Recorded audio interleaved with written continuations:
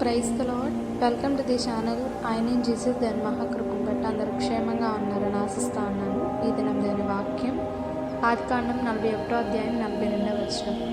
మరియు ఫరో తన చేతినున్న తన ఉంగరము తీసి యోసేపు చేతిని పెట్టి సన్నపు నారబట్టలు అతనికి తొడిగించి అతని మెడకు బంగారు గొలుసు వేసి. ఈ దినం మనం యోసేపు గారి జీవితం నుండి మరొక విషయాన్ని ధ్యానించబోతా ఉన్నాం. అదేమనగా యోసేపు గారికి దేవుడిచ్చిన తలాంతు ఏమైనదంటే కలభావం చెప్పడం. ఆ కలభావం చెప్పినప్పుడు తన అన్నలకి ఉపయోగపడలేదు.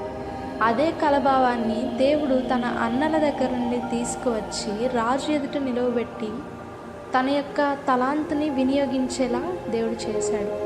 తను ఎక్కడ కూడా వెనకాడకుండా దేవుడిచ్చిన తలాంతును వాడాడు. అందును బట్టే రాజుకున్న గొప్ప ఆ యొక్క ఉంగరమును, అదేవిధంగా తనకున్న బంగారు గొలుసును సమస్తాన్ని తీసి యోసేపుకు అర్పణగా ఇచ్చాడు. అయితే మన జీవితాల్లో కూడా దేవుడు మనకిచ్చిన తలాంతుని ఒక దగ్గర యూజ్ చేయమని చెప్పి దేవుడు మనకు చెప్పినప్పుడు మనం యూజ్ చేసే వారంగా ఉన్నామా, లేకపోతే దాన్ని దుర్వినియోగపరుచుకునే వారంగా ఉన్నామా? పాటలు పాడమని మనకి దేవుడిని ఒక తలాంతుని ఇస్తే అది మనం ఏ విధంగా యూజ్ చేస్తూ ఉన్నాం? అదేవిధంగా దేవుడిచ్చిన ప్రతి ఒక్క తలాంతుని కూడా ఏ విధంగా వినియోగిస్తున్నాం? సరైన క్రమంలో ఆయన చిత్తంలో ఉపయోగిస్తే యోసేపుకు వలె గొప్ప ఆశీర్వాదాన్ని దేవుడు అనుగ్రహిస్తాడు. ప్రార్థించుకుందాం.